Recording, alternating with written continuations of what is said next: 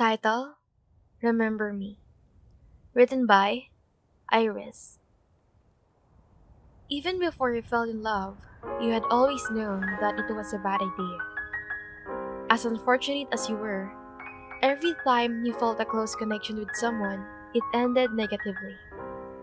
Whether it was the first boy you had ever kissed who had broken your heart ruthlessly by kissing another boy a few days later, or the first person you thought you were in love with who had broken your heart by declining your proposal. Love had always left a remnant of displeasure and fear in your heart. And even without these experiences, you were certain that the concept of love was as scary as it was.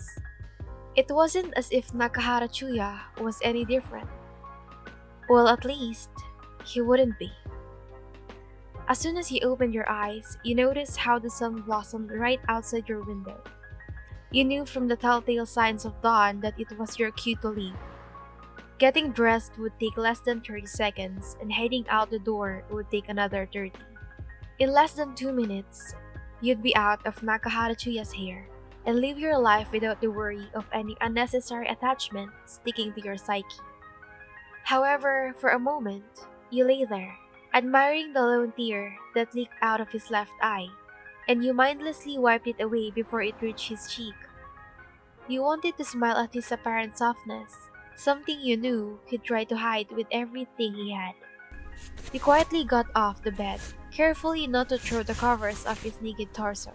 And just as you were putting on your pants, your eyes darted to a very asleep Chuya on the bed, obviously naked from the events of last night. Before a thought crossed your mind, how'd you'd kill just to linger around? But duty calls. A person so devastatingly afraid of love had no business to wish for fluff. It was just a roll call. A sigh exited your lips as you traversed on, mindful not to lay any loud step to awaken the sleeping beauty. To Chuya, you were someone he had met just the night before. You weren't aware of his opinions on one night stand, but you were of the firm belief that they had to remain just one. Goodbye, Chuya, you thought before sneaking out the door, almost as easily as you came in. When Chuya woke up, he smelled you. He felt a long forgotten feeling of the back of his eyelids as if he had cried. But Chuya stopped doing that long ago. He never cried again. He had seen and lived through too much to even consider letting his emotion loose. Yet why had there been that feeling lingering behind that morning? His eyes searched for any signs of you, but when he found none, his heart sank. He was familiar with one-night stands, but he hadn't imagined that you adhered to such rules so stringently. Ah, fuck, he thought as he sat up on the bed. He let out a shaky breath before feeling his eyes burn once more. His left hand reached forward and wiped off an incoming tear from his right eye before he frowned. What the fuck? He thought, before groaning. Something must have gone into my eye, he thought, desperate not to think of you. You had left behind your smell, and as people say, memory and smell are intertwined. However, Chuya didn't know that. A short while after his shower that morning, Chuya's phone rang, indicating that he was needed elsewhere. The stupor that he had been transported into was over, and the feeling that he may have forgotten something had to be buried. Yeah? Chuya grumbled, ignoring his aching stomach. He knew he was forgetting something. Something almost vital to his existence, an identity. But his common sense reminded him that post-sex emotions can be overwhelming. Oh, rough morning, Shiyakun. Mori's voice from the other end did little to ease his growing uneasiness. What is it, Mori-san? I'm starting to worry about you, Chuya-kun. You disappeared last night and just left. Regardless, your private affairs are your own after all. I need you to look into something. Took him long enough to come to the damn point. What is it? There's a large collection of ammunition that the mafia stored by the bay. Rumor has it that someone discovered that location and is intending on borrowing our merchandises. I can have that happen, you see. It's our product, after all. You can't send someone else for something so small? Why can't you send the black lizards or something? Ah, Chuya-kun, I'm asking you because I know I won't have to ask again. Chuya hated taking orders from someone else. but he liked to believe he held some amount of agency in these areas. Letting out a long breath, Chuya ended the call, once accepting what he needed to be done. It was simple enough, considering he didn't have anyone to kill or torture for information.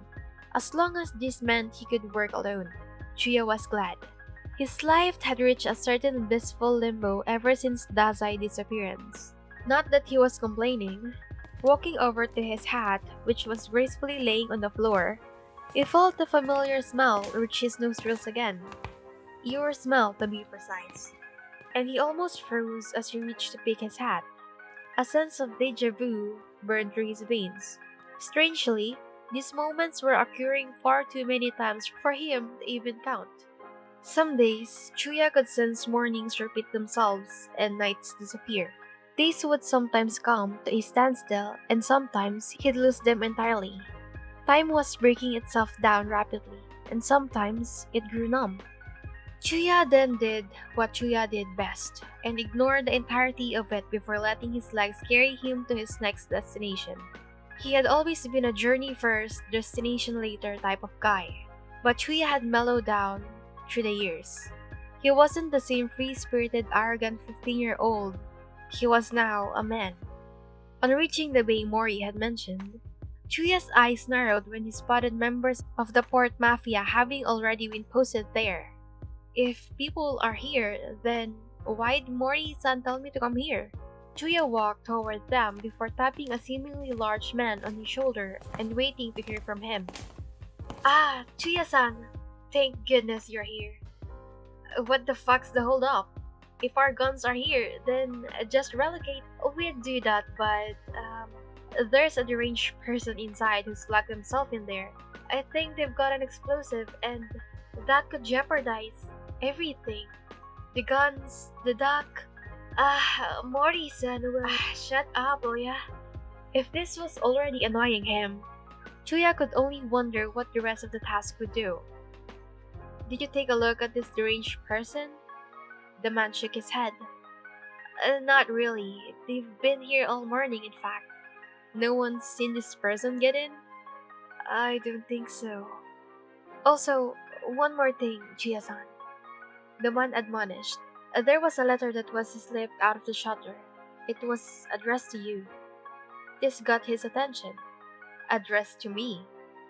That's why Mori-san sent me here. Chuya took the slip of paper before opening it, and on it was written with a neat cursive. I am willing to speak to only Nakahara Chuuya, not anyone else. You do not know my ability, so if anyone approaches the building apart from him, I'll blow this place up. A smirk landed on his face at the seemingly suicidal note that this person had written, and half of his mind wondered if it was Dazai who had played this ridiculous scheme. Letting out a breath, he waved his hand before walking toward the building and standing right in front of the shutters. All right, he said loudly. Open the damn shutters. It's me, Nakahara Chuuya. When the shutters did open, Chuuya stepped inside without a second thought. Once he took close to 6 or 7 steps inside, the shutters closed right behind him, keeping the light away. His eyes didn't waver though. He had spotted the person in question's silhouette before the light left the room. This is mighty stupid, Chuuya said laughing. Blackmailing the port mafia? You are some idiot, aren't you? It isn't blackmailing, really. Came a familiar voice and Chuuya froze. It was a bad calculation, is all. I got a tip that there were illegal weapons here, and I wanted to find out myself if that was true. But little did I know, you stepped out of the shadow with a sweet smile plastered over your face, that the port mafia was involved. By the time I could think of a justification, I trapped myself here and willingly gave myself to you. It took him a couple of seconds to register what to say. He wasn't always thrown for a toss. Chuuya was sometimes quick-witted, but you seemed to have that annoying wit that reminded him of a certain suicidal moron. Your smile was infectious, but then again, so was the plague. You are not very smart, are you? Chuuya countered with a straight face. You only tilted your head in that annoyingly sweet way and said, "It wasn't a problem last night, was it?" Chuya's face brightened at the sudden recollection of your interactions from the night before. He turned his face away from you, not before regretting the action since that caused you to laugh at his sudden change in behavior. Chuya wasn't shy. He didn't have a shy bone in his body, but Chuya could be put in an awkward situation that made him feel bashful. Once your laughter ceased, he noticed how sullen your expression got suddenly. A dim look of hesitance plastered all over your face, and there it was again. The deja vu, he recalled. Someone having written in a book he had once read. That deja vu was simply a remembrance of the future. But then, why had your facial expressions struck a chord in him the way that it had? Letting out a sigh, he pulled his phone out of his pocket before dialing the one person who could end this. Mori-san? Yeah, it's me. The issue's solved. As soon as he placed his phone back inside his pocket, Chuya chose to accept what he was feeling right then. Yes, it had been a one-night stand with you, but something had been altered in the due course of time that he had spent with you. Ever since he laid eyes on you drinking alone in that bar, wine that he knew was cheap and low class ever since he had offered to buy you wine that you swore you'd love more than the cheap stuff you were drinking, Chuya knew that interaction with you was a poison that he willingly swallowed, as if his life was dependent on it. Your quirky smirks, the way your eyes crinkled at the pressure of his gaze, the way you licked your lips after tasting the wine he had recommended, the way your eyes widened at the tenacity of the flavor, and the way your eyes met his, just a moment after, and a smile curled its way to where a surprised look was. Chuya was quite aware what his feeling was. But you had gotten out of bed hours before he could open his eyes. You had run away from the possibility of Chuya getting to see those very reactions from you again. If you had denied him those experiences in the future, could Chuya even ask them from you? It felt deeply insulting that you didn't choose to give them to him yourself, but for some reason, Chuya didn't mind taking another step forward. What is it? You want me to repay you for saving my life? Chuya scoffed before straightening his posture. That's right. You owe me. Your eyes twinkled at the teasing tone of his voice. Oh, and what is it that I owe you, Nakahara Chuya-san? A date, he said almost too quickly, knocking the air out of you. I want a date. You were staring at Chuya as if you were a blind person staring at the sun for the very first time. You weren't just surprised at his blatant honesty, but you were surprised that he had outright asked you out as if it were some demand. There was no hint of hesitation lodged in his voice, but that was Chuya. He never hesitated before doing something he was sure would result in success. You had to give him more credit than that. You would have honestly laughed if your heart wasn't accelerating like a fawn running for its life. But at the same time, you were glad, more or less. I'm surprised. Chia scoffed before turning around to leave. Yeah, I don't like it when I wake up to an empty bed.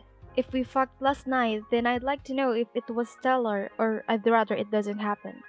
If that's the premise, so be it, you thought. A soft smile etched on your face. A smile Chia had seen many times before but simply had forgotten. When you walked out of there, no member of the Port Mafia followed you or even gave you a stink eye. You were left to wander on your own. However, a hand gripped your wrist just as you were about to leave. Your eyes widened to see Chuya's intense gaze burning yours. Not a word to anyone about this. It took you a second to realize he was talking about the ammunition and not him asking you out. When you blushed right then, you were glad he didn't spot it. Or if he did, he didn't make too much of it. There was no need to say anything more. You knew when to meet him and what time as well. Just as the previous night, Chuya never had to wait 3 days to know if someone was interested. Chuya took what he liked because for the most part, it definitely liked him back as well.